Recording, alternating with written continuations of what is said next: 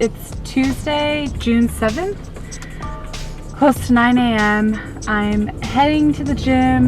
I start work a little later today, so I'm making sure I go get my workout in first. And I just kind of wanted to chat quickly about like weekends. So I went out dancing this weekend, which was super fun. And I had like multiple drinks. I actually didn't count them. I probably, if I had to guess, I'd say like 6, which is a lot for me. So yeah, I went out dancing, which was really fun. But I kind of want to talk about like the after effects. So when I know I'm going to be drinking that night, I still try to make good decisions throughout the day. And I did pretty good. And then went out, barely slept because I can't sleep in. So by the time you get home, it was like 3 or actually a little even later because we had a hard time getting a cab. And then I slept till 8. So, you know, my insulin levels were all messed up. And I still woke up, forced myself to have a healthy breakfast. I forced myself to try to eat healthy all day. But portion sizes after a day of drinking are really tough for me, you know, so everybody kind of deals with it differently. You spend all those calories drinking, and then the next day there's still some damage, you know, you're still, I didn't have energy to go to the gym. I, you know, ate big portions all day. Like I definitely would have eaten, I ate way more than I would have if it was a regular Sunday. And then Monday morning came and I woke up. I tried to, you know, get a lot of sleep, but it still wasn't enough. I woke up with a pounding headache, you know, and I know it has to do with, you know, Saturday night drinking and going out. Pounding headache all day. Like I couldn't get rid of it. And I actually couldn't get a workout in because my headache was too bad. Like I tried to get on the bike to see if I could work through it a little bit, and it just got worse. So day of drinking, I had to take 2 days off of the gym, which every once in a while, yes, it's okay to do. Yes, going out I think can be healthy mentally, you know, so do it. But I'm just saying, if every weekend you're going out and drinking a lot of drinks, like a couple drinks on the weekend is fine, but if you're having an abundance of drinks, and if you notice that your after effect takes you, you know, couple days to recover, think about all the work you put into the gym that week. It's really not worth losing a couple days. You know, it's one thing if you can rebound a little faster, but I know I'm pretty sensitive to, you know, over drinking, hence hangover or whatever. I mean, I wasn't bad, but I just, the energy and the headache. So yeah, I had a great weekend. That was so much fun. And normally when you know, it's fun to do that once in a while, for sure. I have nothing against that. But just remember, if you're going out and over drinking every weekend, like I can guarantee you're not going to get to your goals. Guarantee it.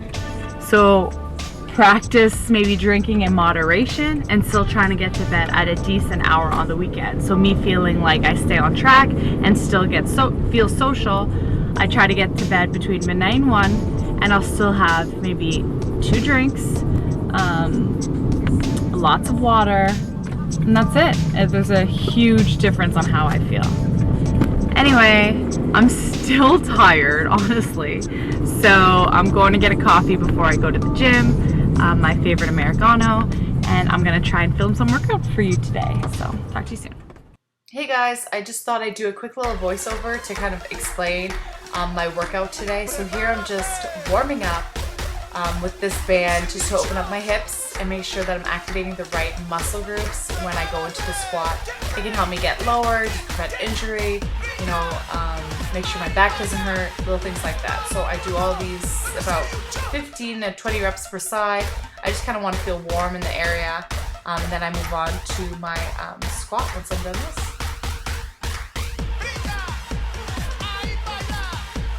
I do really like wearing a belt to squat and deadlift. Just makes me feel a lot more stable. I feel like I can get lower.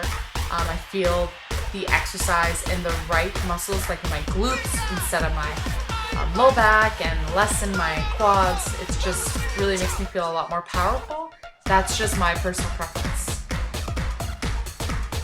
So my 2 exercises I'm starting with are the squats that you just saw, but that was my warm-up set, and the shoulder press. And I'm not going any heavier than the bar for the shoulder press because it's 45 pounds. But I am happy to get back to this after a shoulder injury. And here I slowed down the video so you can see the actual pace I'm going at. So it's a pause rep. I am holding it for 5 seconds before I come up. 5, 4, 3, 2, 1. And it burns. I'm doing 10 of those. 10 reps for every exercise today. I only did 4 exercises, 5 sets. This was a great little workout, and sometimes it's nice to just stay in one spot. That's what I like because I work out at a very busy gym. So here I'm going back to my shoulder presses. And they felt better actually the first set. I can feel my left shoulder a little bit. It is 80% recovered. But as you can see here, I can feel a little bit in my neck and my shoulder. So I just took a second to kind of stretch it out before moving on. So I did complete those 5 sets. Then my next exercise is a pause rep with the split stance. So I'm pausing for 5 seconds here, and I'm doing 5 reps per leg. So 10 total. And same thing, check your form when you're at the bottom. You know, what can you do differently to make you feel it in your glutes more, in your core more? Are your shoulders pulled back? Is your knee aligned with your toe? Be your own trainer when you're at the gym.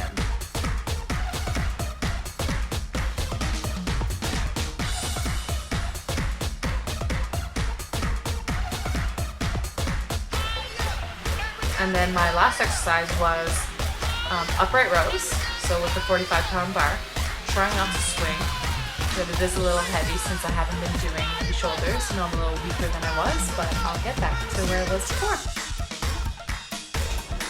And I did take the last 15 minutes to give myself a nice stretch. I am making sure I do this after every single workout, stretching all the areas, my entire body, my hamstrings, my hips, my chest, my groin, everything. I just really want to make sure I don't get injured again because this left shoulder just being tweaked.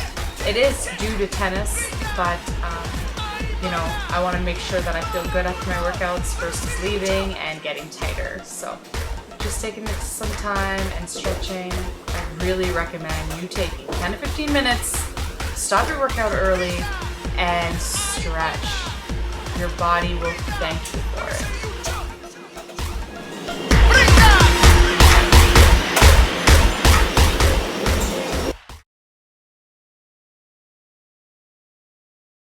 So I just got home from playing like 45 minutes of tennis, and I'm gonna make a salad. I'm hungry, so I'm just gonna show you quickly how I put together a really simple salad.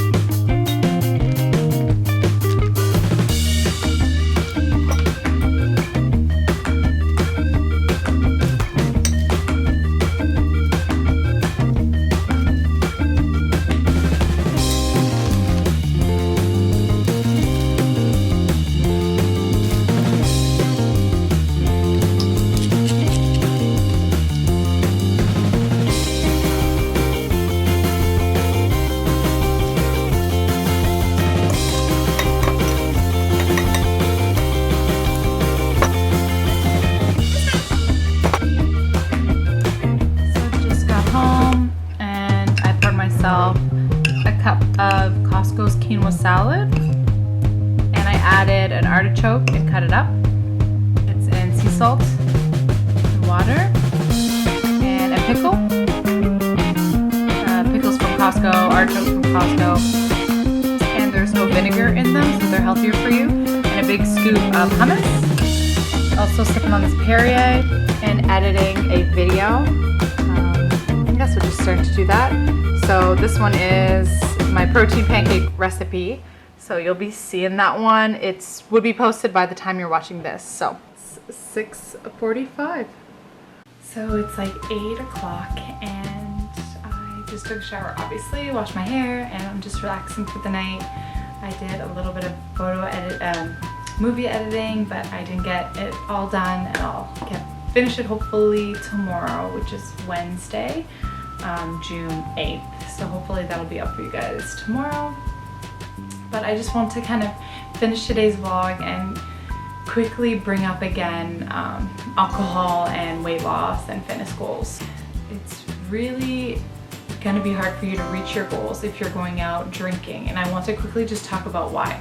So this is how a lot of people are starting to look at how to track alcohol and how to look at alcohol if you're going to implement it into your diet, which you can totally do.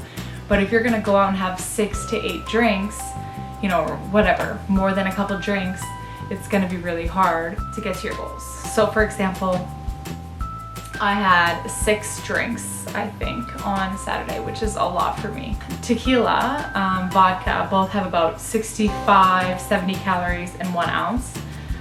Red wine has 120 calories, white wine a little bit less than that, and beer has like 100 to 150 depending on the beer. So if you look at the calories, people would say that they're just empty calories going in. So as long as you make your calories fit, sure, that's one way to look at it.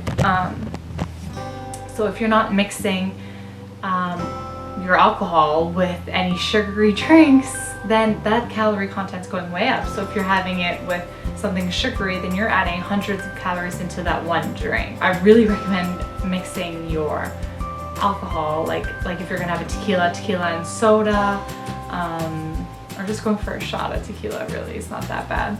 Vodka, soda, or just sticking with the red wine. But obviously there's more calories, so if you're gonna have a few drinks like I did, I had tequila all night.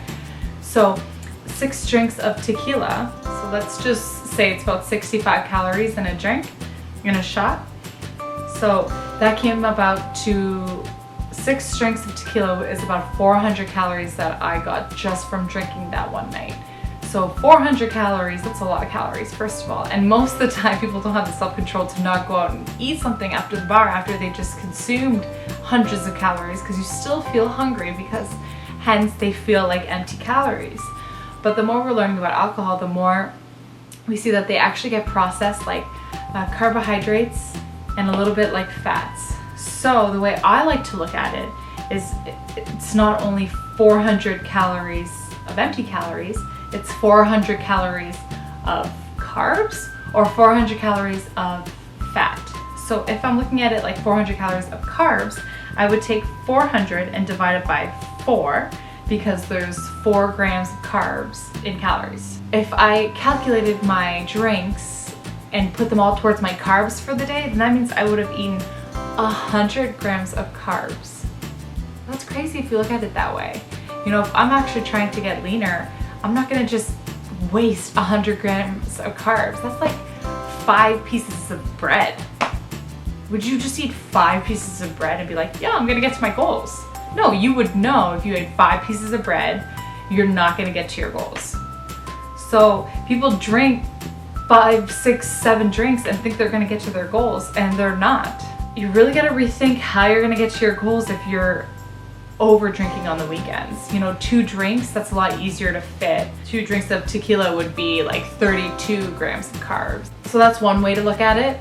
And the other way is to look at it as fat. So if I consumed 400 calories of fat grams, then I would divide 400 divided by 9, because there's 9 grams of fat calories. So that would bring me to 45 grams of fat if I tracked my tequila as fat grams. So would I eat 45 grams of fat? That would be like 6 tablespoons of peanut butter. I know that's way too much. Or 3 pieces of wild salmon, or, you know, like a whole block of cheese. So it's just a different perspective. Like if you're going out and having those drinks, it's really going to prevent you from getting to your goals if you're doing it all the time. Yes, it's okay once in a while. So I would recommend less than once a month if you are serious about getting to your goals. But having 1 or 2 drinks on the weekend is fine. Of course, live your life.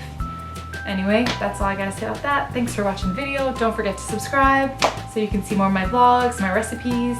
I'll see you guys soon. place.